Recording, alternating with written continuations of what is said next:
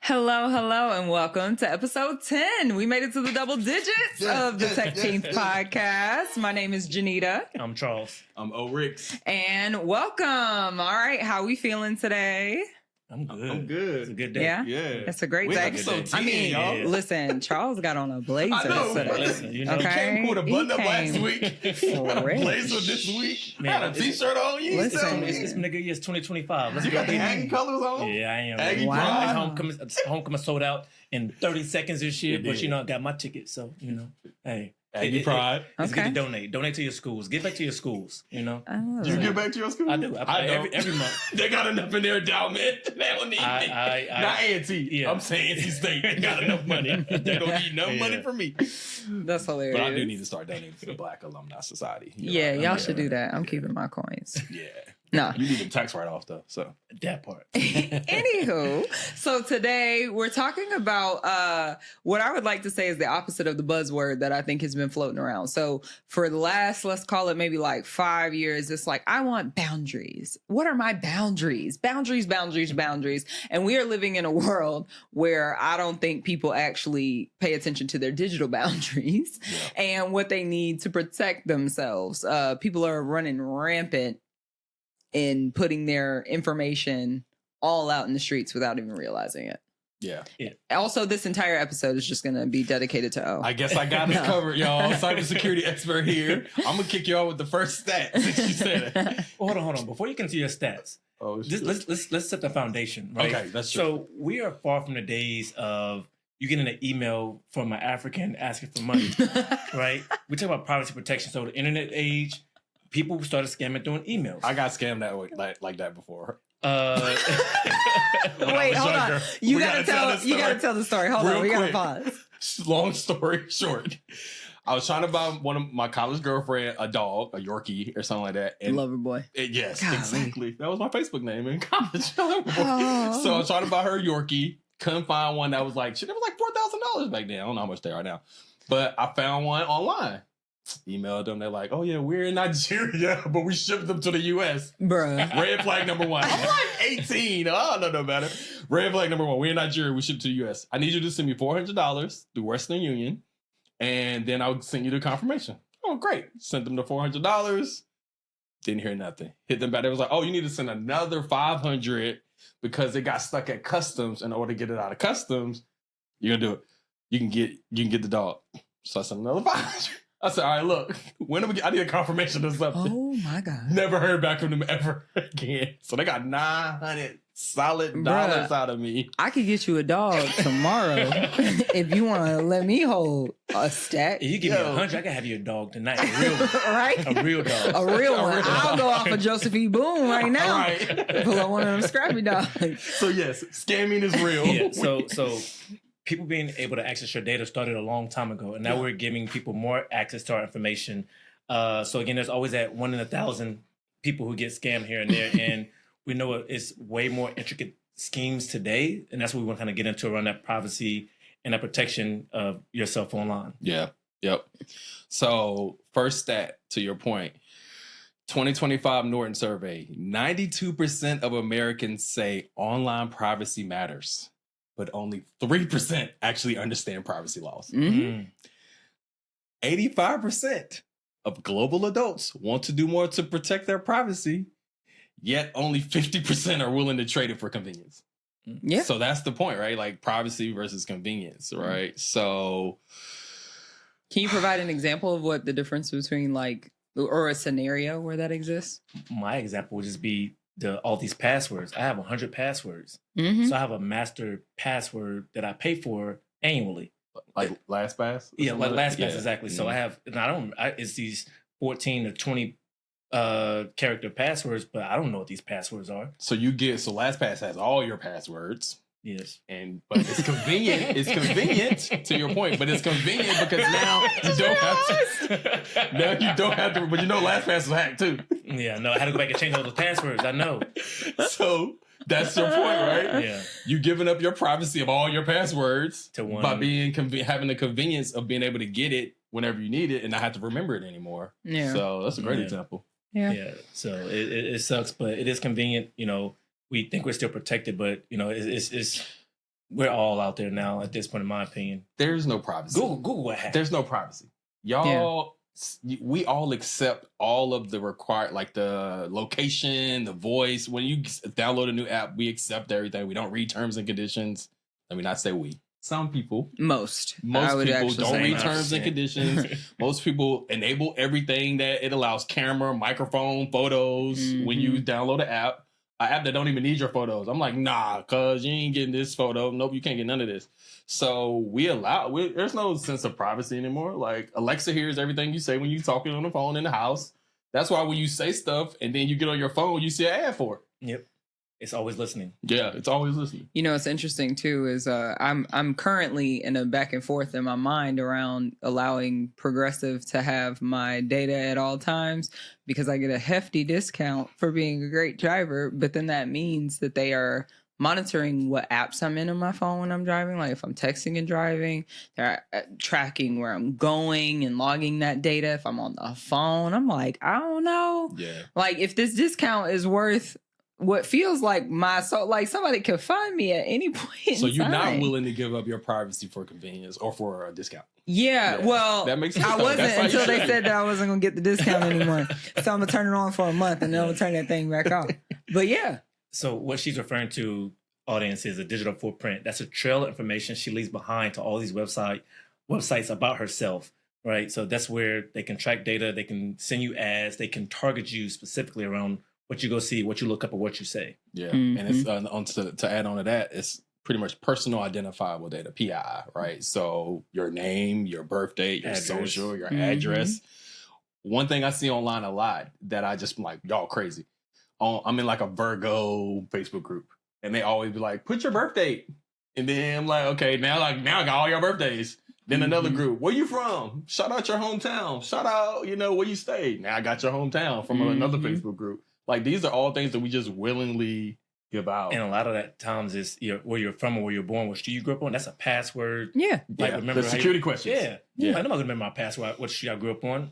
You can Google that and easily. Figure it For out sure. very quick. For sure. Very, very quick. There was a recent breach. It happened a while ago, but it just came out of news. There were 16 billion with a B credentials accessed across Apple, Google, Facebook. Like it was huge in the cybersecurity world, but essentially all of those passwords were exposed. Like it could have been your password from years ago, but all these passwords are now exposed on the dark web. So I don't know if y'all have dark web monitoring. Audience, get dark web monitoring. They got it at most of the banks. I got it with Bank of America. They have a privacy monitoring, and I pay like $12 a month. If any dark web, if like I get a hit on my social or a password that got leaked in a data leak or a cyber breach, I get an email that says, "Hey, your password or social was leaked through the dark web." So, it's so crazy when you said that about your social. It's wild to think that like not too long ago, that was the worst thing that could be told. It was like, hey, just make sure you don't give people your social. Right, Don't be giving your social to everybody. And now people will be like, well, at least they don't have your social. The social is, I don't need that anymore. Like that's the last thing I need to really just completely rock your world. If I'm a hacker, like I don't need your social security. Yeah, it's going to transfer over in years to biometrics, like your fingerprint, your eye, It's gonna have stuff that's to. like one of one that you can't just get from being online. But then again, you sharing your biometrics with a company. It's stored somewhere. Yep. Somebody hacked that company. They can get that information and use it maliciously. They just sold, was it 23andMe or Ancestry.com? Yeah, 23andMe. To a another company like that. They just sent it to a data company. I'm sorry, I jump you. No, Go ahead. but no, I'm glad you brought it. I literally was about to bring that up because I just gave Ancestry my DNA because I'm turning 40 next month and I want to go to my motherland, wherever I'm from. And I was like, willingly gave them my DNA. And when I did it, I was like, do I really want to know this information that bad that I want to give them my DNA? It's like, that's like super personal. Like, that's me. That's 101. Well, not 101 because I mean, did you read the terms and conditions? Heck no, I ain't read the terms. No. Yeah. I never read the terms, and I'm a cyber expert. I'll never read the terms. I need to start, though, because there's some important information in those terms, especially with, remember the AI platform? What was the China one that when TikTok got banned? Oh, Red. Red something. But they were, all your information and data was in there that you gave them. They was like, we got access to all this, and we could use it however we want to use it in the terms. So But then again, I feel like I didn't look it up, and I wish I had, because I wonder how many people end up getting scammed, because I also feel like people so willingly give away their information because nothing has happened negatively to them from it, or they're not aware, or whatever it might be, because I do feel like a lot of people for sure give it up for convenience. And there are a lot more things now that it's like, I have to give it to, like, I have to give a certain amount of information about myself to even get what I'm here to get. But I'm very curious how many people are unknowingly giving away information that is pretty critical time and time again, but it's solely because it's like, honestly, sorry, my boy, but you might be the only person I know that's gotten scammed. Or at least that told me about it. Yeah, I can. I'll say that told me about it. Now the world know. I ain't know nobody that story. No, it's okay. It's okay. Listen, living your truth. All 10 of our viewers gonna see it. They still calling people randomly. They still saying that you have to pay for this, or you're behind on your school loans. I don't even have school loans. Same. So people are still giving information, paying random people, giving your credit card information over the phone. My grandmother still has a picture with her credit card on top of her head. Oh, sorry, blocking the camera. But it's weird. But I guess even ask that question because last episode we went heavily into kids utilizing AI and all these other tools. Mm-hmm. But how much exposure are we putting them at risk to? Starting them giving information too soon or too early. Mm. So my one example, and I had an issue with my son, and I remember I was shopping for Christmas last year, actually 2023, and I got a text from his cousin, and it was this whole contract in his phone in a text message. Now I was like, what is this? And he tells me it's grinding, and not like the clips grinding, we're grinding. These kids are giving each other contracts from other people randomly to go play games for them. So not only are they giving name, password, whatever other information is that account with Microsoft, Xbox, what's the other one? PlayStation. Sony, PlayStation. So now I can go log in. You sign this contract, you can get kicked out or whatever, but I'm just going to grind for you. I'm going to go play this game for you to get up your stats, get up your coins, or go farm for you. But you're giving somebody randomly your information. So I'm like, who is this? Wait. And they can't tell me who it is. That's called grinding? Grinding. You give someone access to your gaming information and they go play the game on your behalf to get you like more points and stuff like that? For free. You talking about they're the not clips? been charging a lot of times. What's more important? What matters? Is $10 or your information? I'm sorry, grinding looked like jean stains on a wall for me growing up. I'm not. It wasn't even a hustle. It was jean stains on a wall at a house party. Yeah, we used to look good. Now it's bad. Bad means good. So grinding used to be good, but now grinding is bad. Grinding. Wow. Don't let your kids grind, audience, please. Either way. The old way or the new way. That's interesting. So I never heard. So they can have compromised accounts. Some of the kids are doing it can get from, say, if you're an adult, what's to stop an adult telling their kids, hey, go grind for this kid. We're going to charge them and exploit their child to do it like that. Like, there are so many different ways that this can just go bad. So is that the new using your kids' social to open a line of credit? That's a good point. So I said it's just the same thing generation after generation. It's just what is the new finesse to do the thing. That's crazy. They have so many weird crazy, whatever trends to me. Between that and what is the other one? Doxing, yeah. Doxing, and then they like swatting. Yes, yeah. swatting. They're so strange. I had to look up the definitions because I was like, oh my God. So doxing is publishing someone else's private data, so their home address, legal name, or workplace online without consent to intimidate or harm them. And then so think like rage, revenge, ex person, like, hey, somebody come pull up on this dude or this girl, whatever.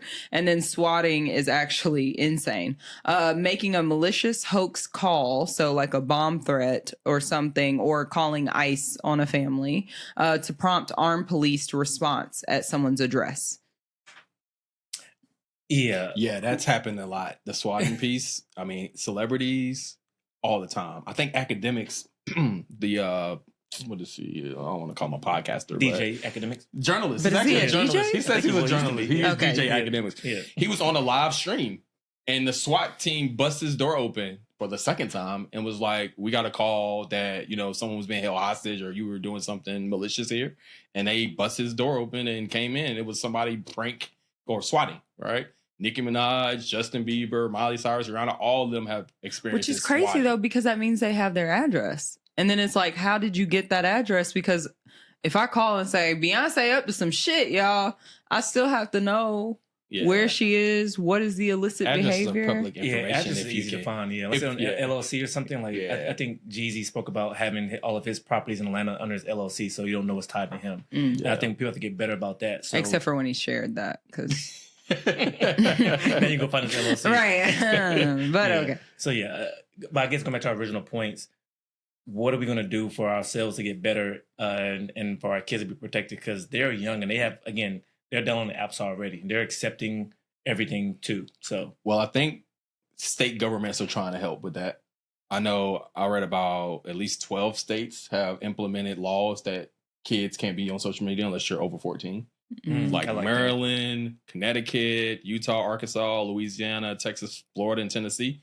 All passed laws that said, hey, if you're under 14, you cannot be on social media. And they forced the social media, Facebook, Meta, all those to implement practices so that you got to confirm age, because you usually don't have to confirm age. You have to confirm age, which they could just lie about that. For sure. But at least you can put the controls and guardrails in place. A couple of things to that. I definitely feel like the Facebook rule should just be social media rule. Like when we grew up and you had to have a college email to even get on the platform, there has to be something like that. I would love to see that for all social media of like, hey, something that basically defies just an age prompt, like put in your age. I also love how YouTube kids, if you want to download something, they ask a crazy math problem. Oh, for real? Yeah. And it's for the parents. So like literally when Bride does stuff, she'll get blocked because it's a question that she can't answer. So she's like, Mom, I had to try and download. She got to confess because it's too complex for her to know the answer. Unless you put it in the ChatGPT. But she doesn't know that. I know she too young. Well, and it's a lot of things that you have to know. Okay. Like, so it would be like 2 times 7 times 4. But then it might have a part in parentheses. Right. So you have to know, what is it? Please excuse my salad. Yeah. So it's certain things like that where it's like, no, you got to know. So I'm hopeful, but I do think parents have to just be cognizant of like having screen time limit.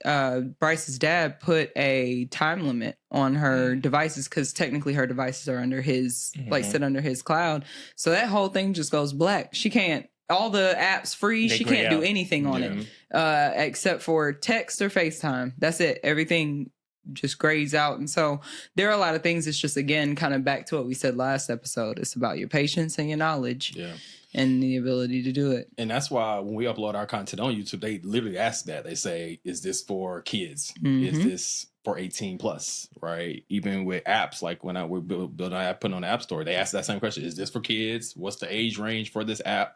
They don't stop them from downloading it, but at least they protecting themselves, right? Apple and Google are protecting themselves by saying, well, the app developer said it's 17 and up. If you downloaded it and you're under 17, it's out of our hands. So I think there will be more restrictions and more proactive approaches to blocking kids and minors from using certain apps and websites. But I think we're a long ways from that actually being a normal thing. Yeah, I think I look back at it when we were kids, right? You're going to find a way around something if you need to. True. Like, again, these firewalls, these access to internet. Like, again, I have little cousins. I'm not going to tell on them, but maybe his dad is watching. But, I mean, he rerouted their Wi-Fi, so he couldn't tell he was online at nighttime playing his game. Your little cousin did it? But he also built a computer, too. And like in middle school. So he's a genius. He's smarter than most. But again, these are things like you're going to find a way around that. Again, we even as parents, we're not on top of our kids as much as we want to, and it's like you don't want to be too overbearing. But I think they're just going to find a way. Well, for sure. Again, I think that it's like one of my good friends. She's like, yeah, I'm never getting on TikTok. I'm never downloading new apps. I'm not doing any of this stuff. And I'm like, your kids are going to run laps around you. Yep. Like, it's just that thing that you can't you can't take your foot off the gas. Now, no one's prepared for their kid to be able to reroute the Wi-Fi so I don't know that you're online. That's a whole nother level of stuff.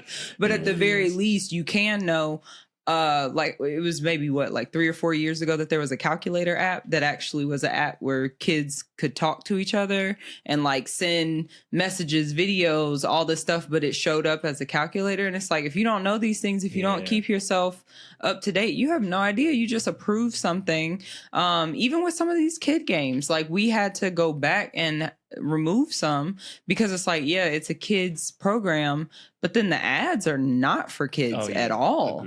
Or they suggest these games that we're like, this doesn't match the game she's playing. So go ahead. But we think about only spamming and what's the other one? We get emails, phishing, right? Phishing, yeah. So now you go click on these random links in these games, or you're watching this video for 15, 20 seconds every time you do something and beat a stage. What are these kids clicking on? What are they trying to get around faster? So it's like, that's where, again, and then if they're playing on your phone, what are you exposing your phone information to? So go back to that privacy and protection conversation, that topic. There are apps for parents to use to install on their kids' devices where you can literally, it's like a screen mirror, so you can watch everything that they're doing and you to enhance the restriction, right? So you can restrict the apps, but then if they somehow download it or figure out how to get around that, there are apps where it's kind of like I said, screen mirroring, where on your phone you'll see who they're texting, you'll see what they see on their phone screen. Like Google has one called Google Family Link.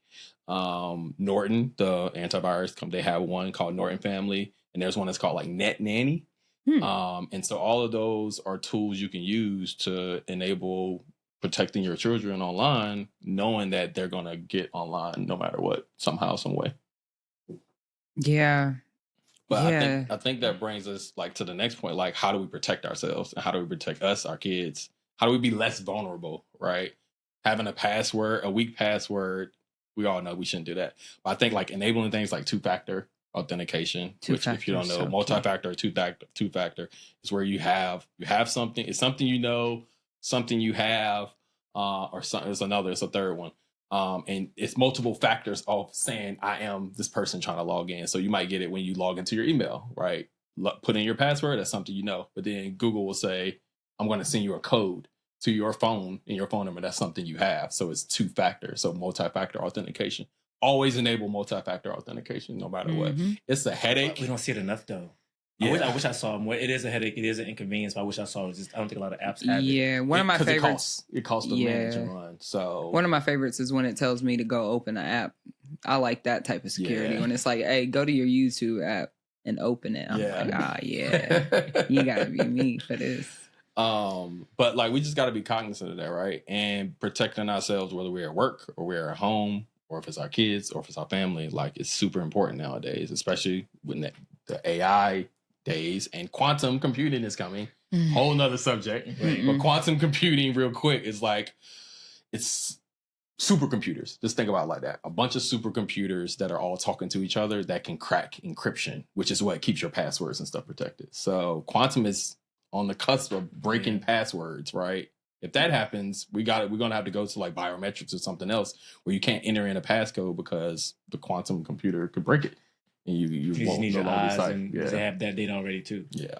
I mean, but it's that thing of feeding the machine, you know, and it makes it hard to then steer away from things like that. Like I know people who are like, oh, I'm not going to do clear because it takes this stuff. And I'm like, if you don't think they already have this, you're tripping. Like the fact that you go through the airport alone, like they got you.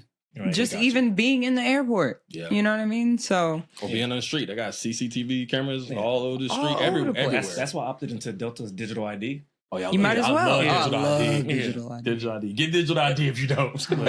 Well, you get invited. I think you get invited. Yeah, you get invited. Yeah. Oh, yeah. Yeah. Look at us, a whole bunch of elitists.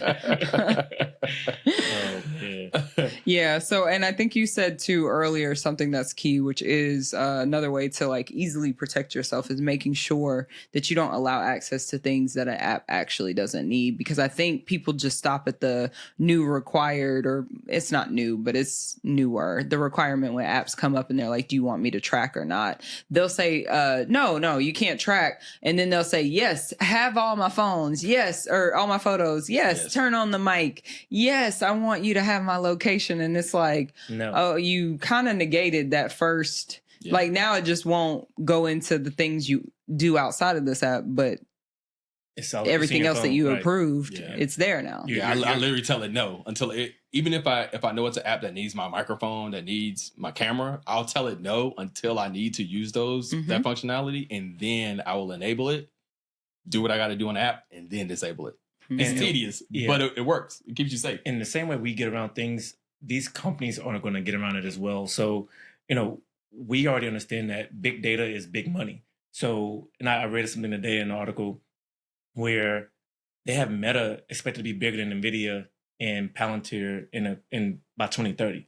Now, NVIDIA with these chips and everything else, but again, they have access to, again, it goes back to ads and data and what they're pushing out to people. So everything is changing and they're getting ahead of it. So we spoke about it last episode. You said they spent all this money on their getting all these different AI guys in there from different companies. But this is where, again, big data is always going to be a big boom. And it's like, that's where we have to look at those investments and everything else too. I got a good example of big data, and this happened probably 8 years ago when I was at EY.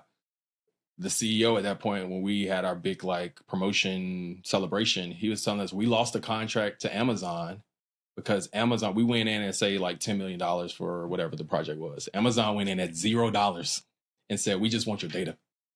Data is big money. Data is worth more than anything you can usually, is worth more than cash. Yeah. You know what I mean? So they were like, we lost that project to Amazon because they were like, we won't charge you a thing to do the work. Just give us access to your data. Crazy.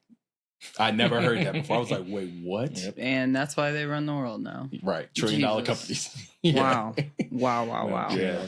So something else that I saw in this lane of what you can do, I like this thought of having digital hygiene. So having things that you check and kind of do.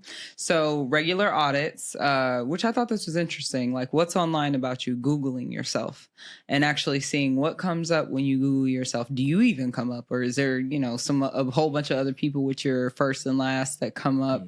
How does your digital footprint look even when you're just looking yourself up?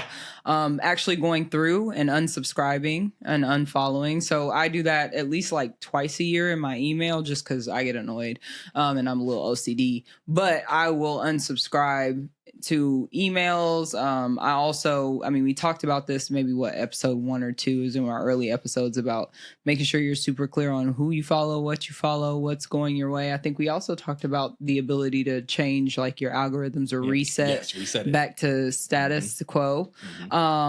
Using log out as a ritual helps to maintain a boundary. So actually logging out of things instead of just staying consistently logged in to different platforms.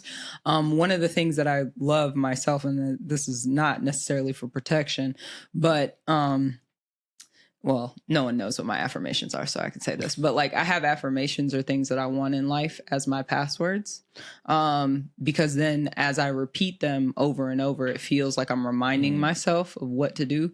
So I purposefully log out of my email. So every time I go in, I'm like, this is what, it's like a consistent reminder, but it also allows me to not just be there. Yeah. I actually wanted to bring that. I'm glad you brought it up, 'cause I want to talk about that on this episode. Passwords. Everyone just despises keeping up with all the passwords. You said that earlier, right?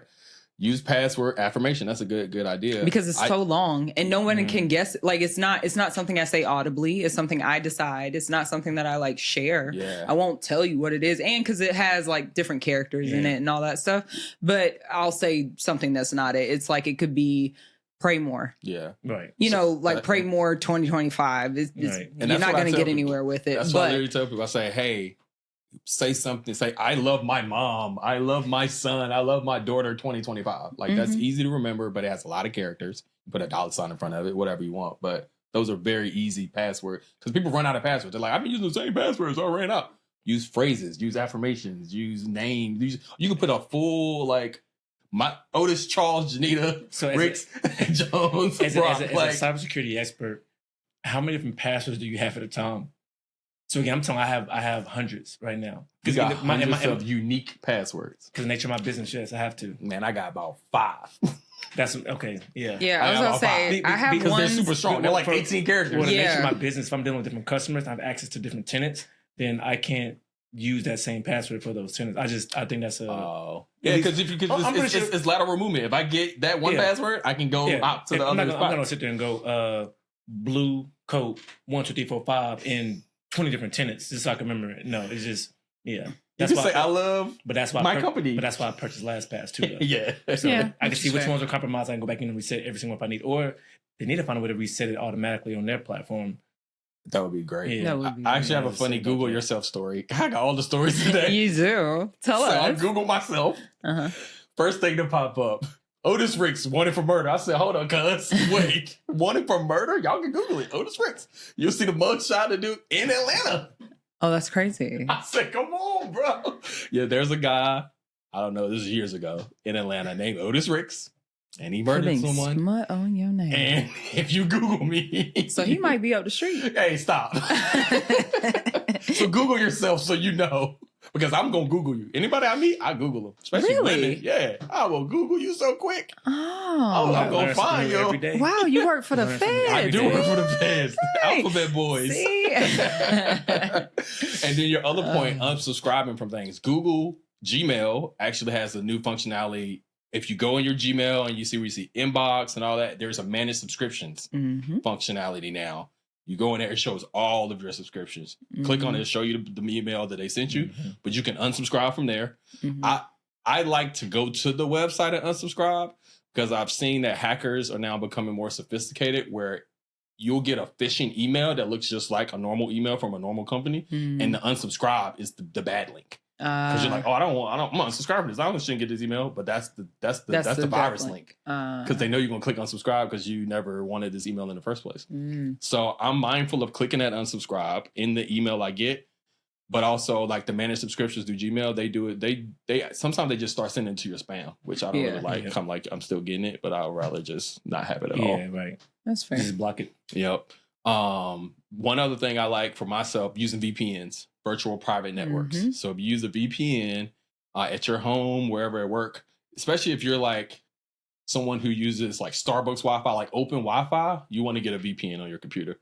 And a VPN essentially just protects you from outsiders being able to see, like get onto your network. Because if you get on a Starbucks Wi-Fi, it's open to the public or anybody's Wi-Fi. Let me not just say Starbucks. I don't get on the airport. Don't get on public Hell Wi-Fi. no. Don't get on public Restaurants. Wi-Fi. Yeah. No. Because if you get on there, that's the easiest way for a hacker to get in, and they literally can see everything you see on your screen, including passwords, things that they look like this mask. It's not. My favorite reason to use a VPN is so I can watch other countries' Netflix. Yes. And when I'm in other countries, I can watch Peacock. So I don't use it for good reasons, but it's wonderful. So yeah, or if I want to go back and look at prices of flights, I'll change my VPN to another country, so it'll actually reset and not think me who's looked it up 3 times. Oh yeah, VPNs are great for more than just do VPN and incognito. Oh yeah, that'd do be incognito great. on top of the VPN for flights. I need to do that because they don't know who's looking at this flight. Where you from? Yeah. So just to put it out there. But anywho, all right.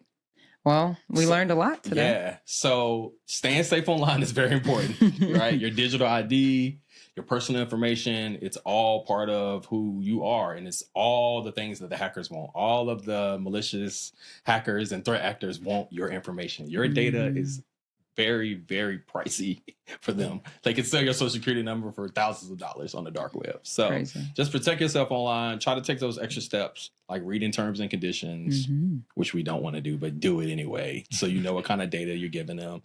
Enabling VPNs, enabling 2-factor authentication, having passwords that are really like easy to remember, but hard to crack.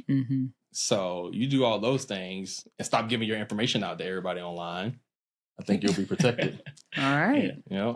So I guess for our listeners, If you guys want to share any of your digital safety tips, let us know. We'll share it. We'll post it. Please do. And we'll see y'all next week, all right? Yeah. All See right. you next week. Peace.